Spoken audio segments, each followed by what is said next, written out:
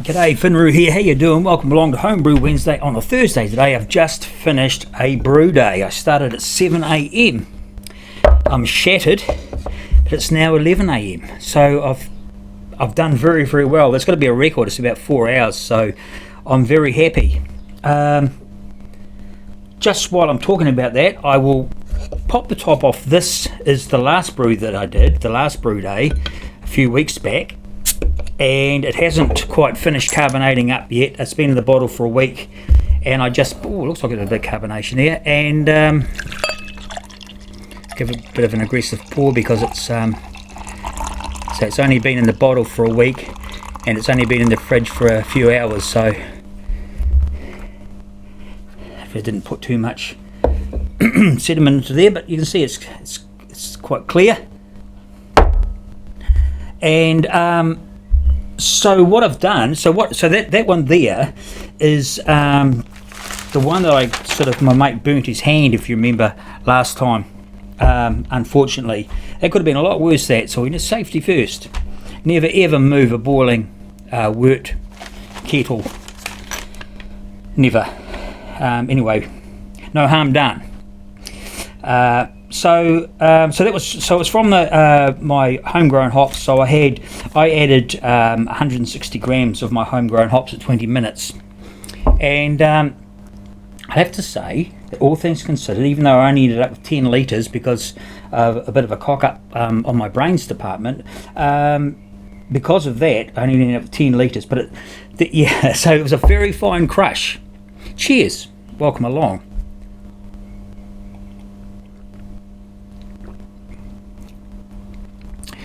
It's all right, it's all right. So I fermented at 19 degrees for 3 days. I raised it to 22 for another 7 days, and I cold crashed it actually for about 5 days because I was a bit sort of locked to my bed, and so I just sort of left it and thought it'll be okay, and it hasn't done any harm, obviously.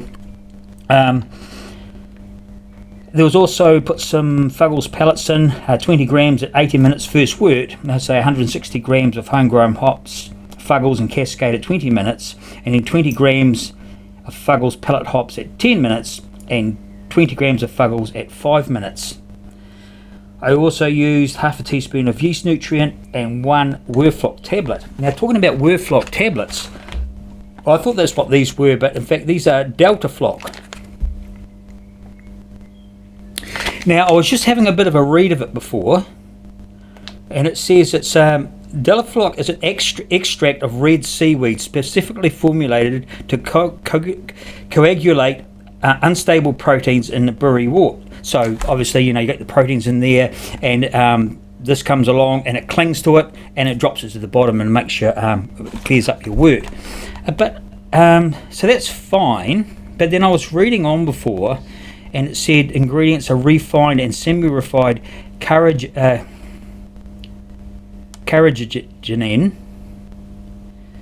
powder,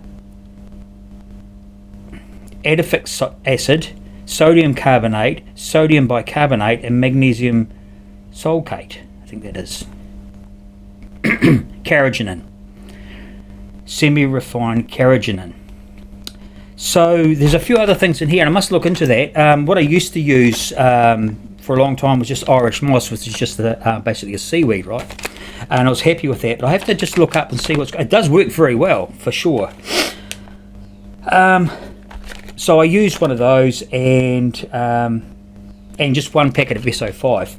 Now the problem with this beer is not only was it only 10 litres because I forgot to take out the hop bag, and I thought, let's not go there. Okay, I'll put that down to experience.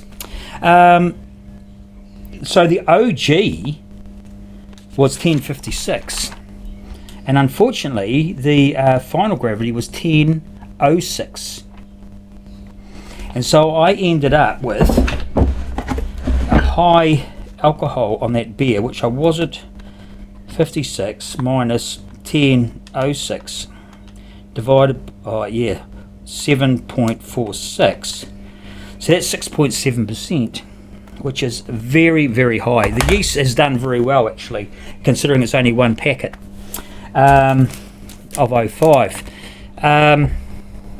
As I say, this is not ready yet. It's still just been in the secondary in the bottles for a week, but it's very good. Well, it's good.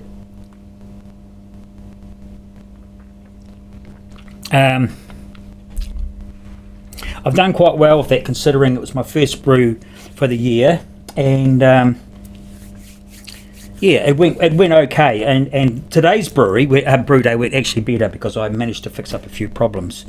So that's a very strong beer, and I'm having one at what's my second one actually at 11 o'clock in the morning. But I've been up early, and I'll go to bed early. It's not afternoon drinking if you go to bed early. So that is that, and I'm happy with that, and I will do a proper tasting on that next week. But I wanted to show you guys how that turned out, because it's turned out actually very, very nice. So that's wonderful. So today's brew day went really well. Yesterday I prepared for it really well. I'd been in bed all day sleeping. I was really fatigued, and I knew I wanted to brew today, and I knew today was going to be 28 degrees, and I thought, perfect day to brew. I don't want to be sleeping in tomorrow. I don't want to be staying in bed with nothing to do, feeling sorry for myself. I want to do a brew. So I came out here yesterday, and I got the HLT, that is short about that, the HLT.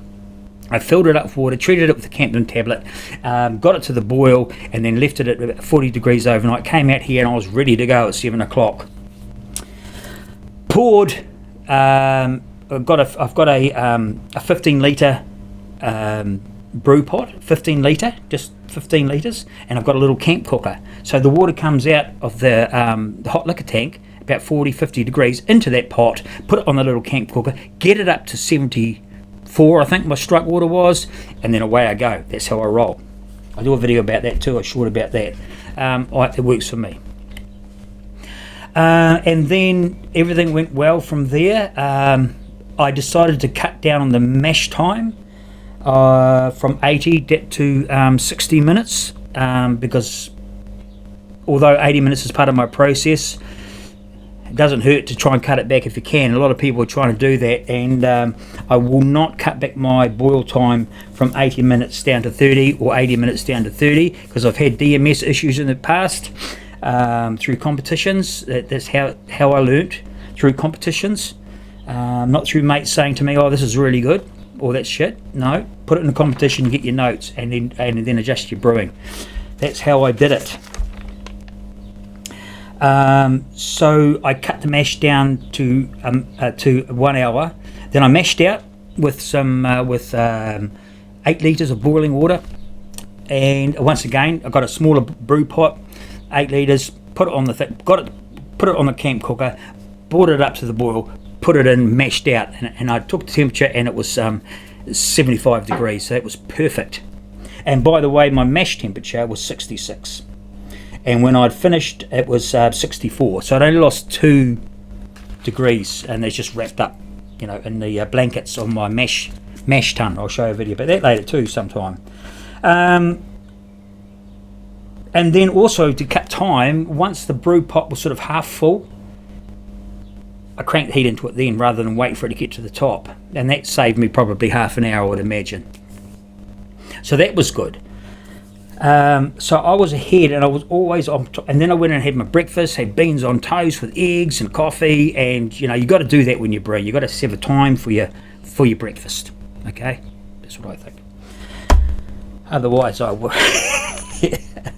So that was really good. I used a heaped teaspoon of calcium sulfate, CaSO4, and I used a quarter of a teaspoon this time, of calcium chloride. Now last time I used a whole teaspoon of calcium chloride, and I'm kind of picking that I can taste that maybe I might have overdone it a bit at that. So at this point I still don't have a pH meter, but just going by the flavour, I'm picking that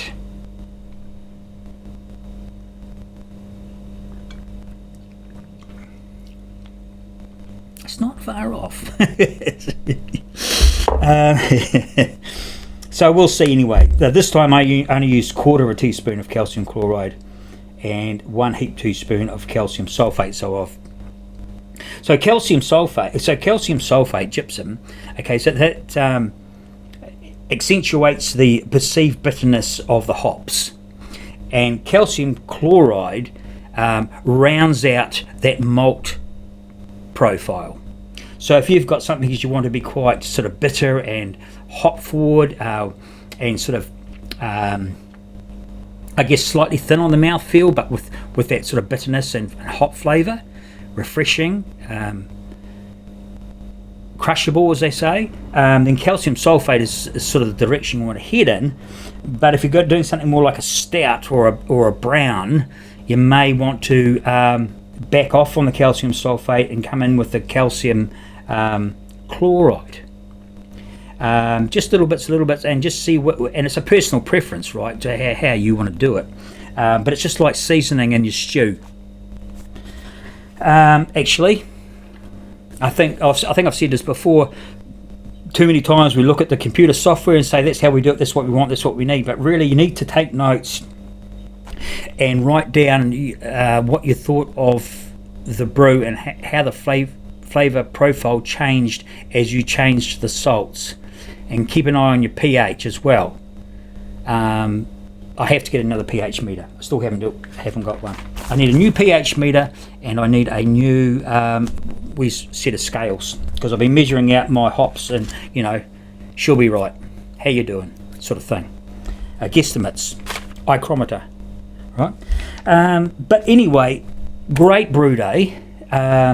Absolutely fantastic. So the beer today was the same, except it wasn't the same. I had 5 kg of ale malt today, and as I say, a heaped teaspoon of calcium sulfate and just a quarter of calcium chloride. But I also put, so I started off with, I've got all these hops here that are left over from last year. Now, for people that, for you fellow brewers that are kind of concerned about storing your hops, hops are really nuggety. Like, they're really pellet hops. These hops, when I went away for 4 months down south, if you remember, these hops were just stored in the fridge. And when the builders were here, the fridges were turned off, and there was all sorts of mould and crap getting in there, and also, but I had them, tied up, and they're fine. They are more than fine. They smell wonderful. This beer there's nothing wrong with this beer. These hops are old. They haven't been looked after. All I forgot is a cable tie around them, put them in the fridge, and as I say, that fridge has been turned off quite a bit. Cheers.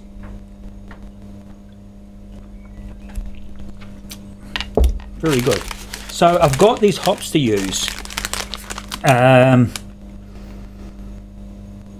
So I used Moteri hops. So I used my Fuggles homegrown hops at 20 minutes, but I've used Moteri hops through just a little bit at first work, 80 minutes, and then 20 minutes was my homegrown hops, and then at 10 minutes, what I guess was about 20 grams, and then at 10 minutes, about 20 grams, and then at 5 minutes, another 20 grams, and at flame out another 20 grams of Moteri hops. Because I've got some Moteri hops here, got a little bit of Fuggles, not much left, a little bit of Fuggles here. This is Columbus, got some Columbus, have to use that, it's been there forever, and I'm going to use them all. I'm just going to do just a single malt, and just start doing some brews with these. Why wouldn't I? How you doing?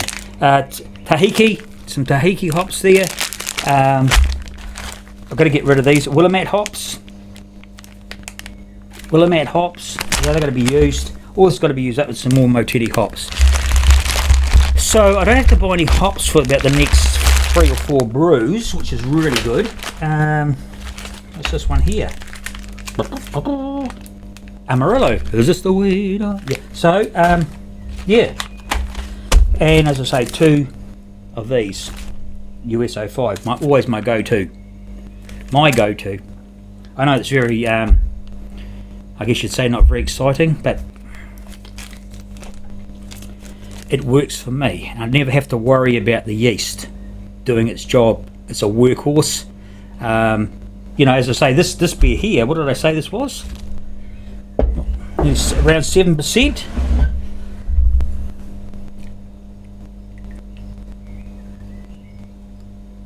It's not boozy at all. I mean, you'd expect it would be 1 packet of yeast, so I mean normally I would use 2 just as a rule of thumb.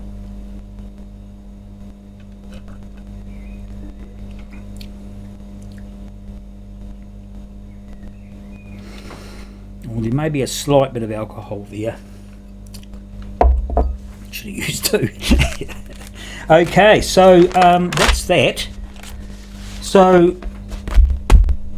I think I'm done here. Oh, so in the beer that I made today,